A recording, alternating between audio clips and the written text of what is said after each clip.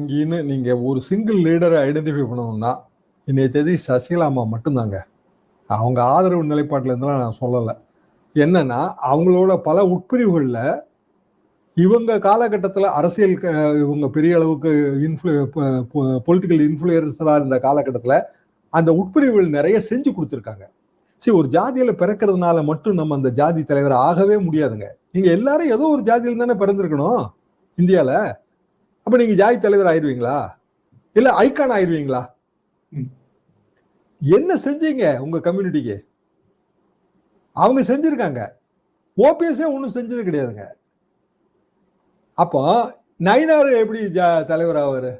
Mukkulathur icon ஆவாரு? இன்னும் சொல்லப்போனா அவங்க ஃபாதருக்கு, நானும் அந்த பகுதியிலிருந்து வர்றவங்க தாங்க. அவங்க ஃபாதருக்குலாம் ரொம்ப கெட்ட பேரே இருக்கு. நயினாரோட அட்வான்டேஜ் என்னன்னா அதிமுகலையும் அவருக்கான ஒரு சாஃப்ட்னஸ் உண்டுங்க.